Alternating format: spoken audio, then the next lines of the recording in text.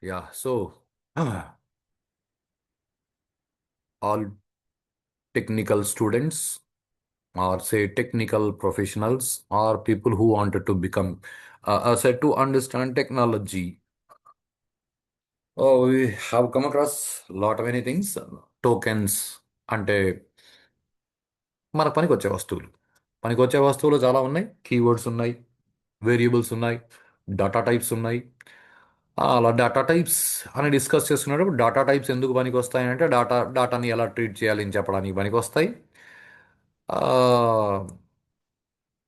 దాన్ని ఎక్కడ వాడతాము అని అంటే వేరియబుల్ డిక్లేర్ చేసేటప్పుడు వాడతాము. ఎలా వాడాలి అంటే డేటా టైప్కి కీవర్డ్స్ ఉంటాయి, ఆ కీవర్డ్స్ యూస్ చేసి వాడాలి. ఇంతవరకు నేను చెప్పుకున్నాను. సో ఎలా డిక్లేర్ చేస్తాము అంటే ఇలా డిక్లేర్ చేస్తాము. దీనికి అర్థం కూడా నేను చెప్పుకున్నాము. మనము కంప్యూటర్కి ఇలా చెప్తే దీనికి అర్థం ఏమైనా ఓసే కంప్యూటర్ కొంత మెమరీ రిజర్వ్ చేయి, దానికి ఏ అని పేరు పెట్టు, ఆ ఏ అనబడే మెమరీ లొకేషన్లో నేను స్టోర్ చేసిన డేటాని ఇంటీజర్గా ట్రీట్ చేయి అని అర్థం.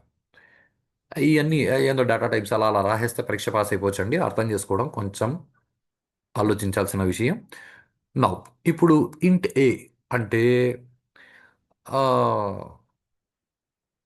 దానిలో ఎంత డేటా పడుతుంది, ఒక వేరియబుల్ డిక్లేర్ అవుతుంది అన్నారు కదా, ఎంత ఉంటుంది అంటే ఇది variable size.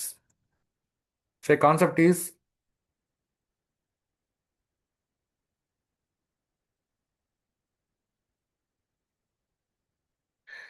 Memory size.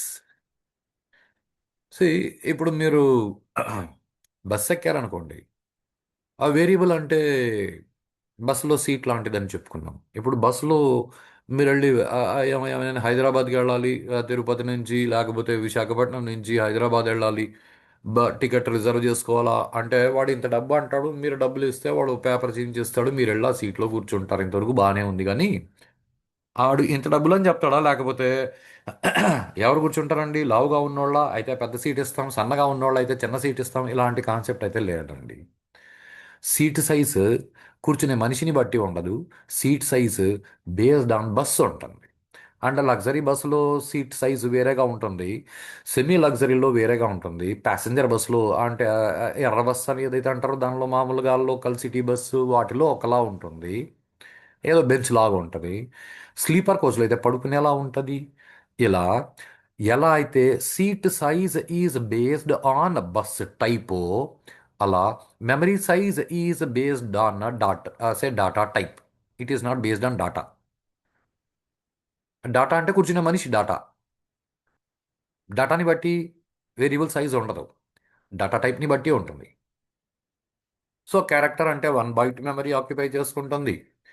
Integer అంటే కొంచెం జాగ్రత్తగా గమనించండి, 2 బైట్స్ మెమరీ ఆక్యుపై చేసుకుంటుంది. ఫ్లోట్ అయితే 4 బైట్స్ మెమరీ ఆక్యుపై చేసుకుంటుంది.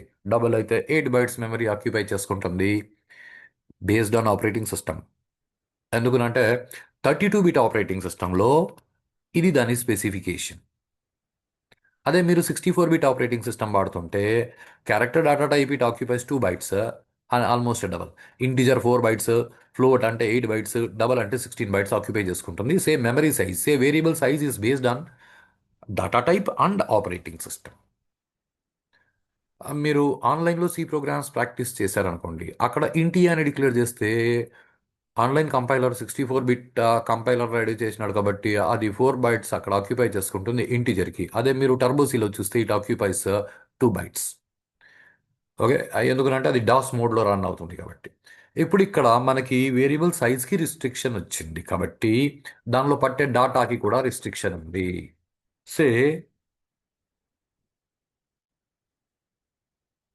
కెపాసిటీ ఆఫ్ వేరియబుల్, దీన్నే ఇంకోలా ఏం చెప్తారు అంటే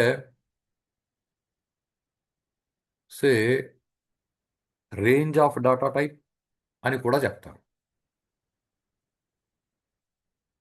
సో కెపాసిటీ ఆఫ్ వేరియబుల్ అన్నా రేంజ్ ఆఫ్ డాటా టైప్ అన్నా ఒకటి. అంటే ఆ డాటా టైప్ ఏ రేంజ్ డాటాతో పనిచేస్తుంది అంటే ఫర్ ఎగ్జాంపుల్ ఒక ఇంటిజర్ వేరియబుల్ డిక్లేర్ చేస్తారు అనుకోండి, దానిలో ఎంత డాటా పడుతుంది అంటే any one number between -32,768 to 32,767. అంటే ఈ నంబర్కి ఈ నంబర్కి మధ్య ఉన్న ఏదైనా ఒక నంబర్ ఒకసారికి ఆ వేరియబుల్లో పడుతుంది అని అర్థం అక్కడ. మరి దీన్ని ఎలా మెజర్ చేశారు? Could be A question. Okay, ఆ క్వశ్చన్ని మళ్ళీ చూస్తాం. ఆ, ఇలాగే ఫ్లోట్ అంటే ఇక్కడ మనకి ఆ, అంత పెద్ద నెంబర్ని టైప్ చేయడం కష్టం కాబట్టి ఆ, ఎక్కువ ఎక్కువ 3.4 ఎక్స్పోనెంట్ ఆఫ్ 18 టు సే ఇది మైనస్ ఎక్స్పోనెంట్ ఆఫ్ 18 -1 అంటే టోటల్ -1. ఆ టోటల్ -1 ఇక్కడ కాదు. సో 3.4 ఎక్స్పోనెంట్ ఆఫ్ 18 టోటల్ -1 అంటే పాజిటివ్ సైడ్ ఎప్పుడు ఒక నెంబర్ తక్కువ ఉంటుందండి. పాజిటివ్ సైడ్ ఎప్పుడు ఒక నెంబర్ తక్కువ ఉంటుంది. అలాగే డబల్ అయితే it is -1.7 exponent of 108 to 1.7 exponent of 108 whole -1 అంటే ఇది 108 -1 కాదు. ఆ టోటల్ వాల్యూ ఏమొస్తుందో దానిలో ఒకటి తక్కువ. ఎందుకునంటే పాజిటివ్ సైడ్ ఎప్పుడు ఒకటి తక్కువ ఉంటుంది కాబట్టి.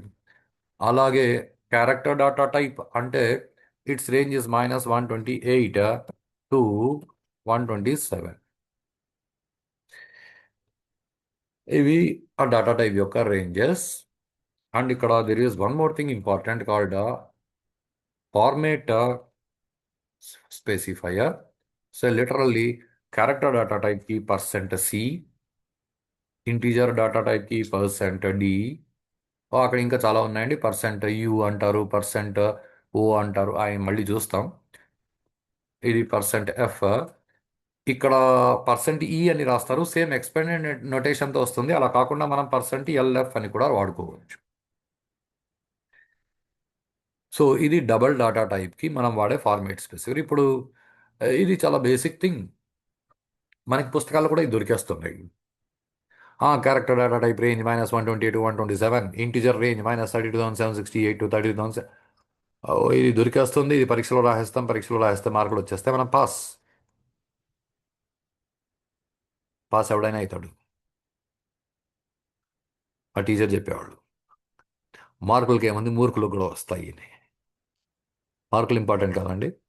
మీరు ఉద్యోగంలో పని చేయాలి అంటే మీకు స్కిల్ ఉండాలి. ఉద్యోగం తెచ్చుకోవాలంటే స్కిల్ ఉండాలి. స్కిల్ ఉండాలి అంటే ఇంటర్వ్యూలో వాడు ఏంది బా ఈ పక్కన ఒకటి తక్కువ పెట్టినావు అని అడిగితే నువ్వు చెప్పగలగాలి. అసలు అట్లట్లిది అంటే నువ్వు చెప్పగలగాలి. ఎందుకనంటే చేయాలి కదా. ఇదేంది ఇది క్యారెక్టర్ డాటా టైప్ అంటే ఇక్కడ ఏంది నంబర్లు చెప్పినారు అంటే అది మనకు అర్థం అవ్వాలి. ఇవి అర్థం అవ్వకుండా చాలా ఇంపార్టెంట్ థింగ్. ఇవి అర్థం అవ్వకుండా ఇవి మనం పరీక్షలో రాసేసి పాస్ అయిపోతే మనకి సర్టిఫికేట్లో మీకు సి వచ్చు అని యూనివర్సిటీ వాడు సర్టిఫికేట్ ఇస్తాడు. ఏదైనా ప్రైవేట్ ఇన్స్టిట్యూట్లో మీరు కోర్స్ చేస్తే వాడు కూడా సర్టిఫికేట్ ఇస్తాడు మీకు సి వచ్చు అని. మీరు ఇంటర్వ్యూలో వాడు క్వశ్చన్ అడిగినప్పుడు అఫ్ కోర్స్ మన దగ్గర చాలా కరెక్ట్ ఆన్సర్స్ ఉంటాయి. కరెక్ట్ ఆన్సర్ ఓకే, నాకు తెలియదు. Second correct answer out of syllabus. Third correct answer మరిచిపోయాను. ఫోర్త్ కరెక్ట్ ఆన్సర్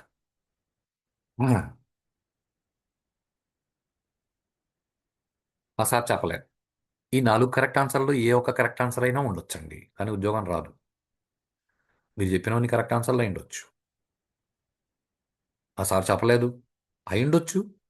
మర్చిపోయాను కూడా అయి ఉండొచ్చు.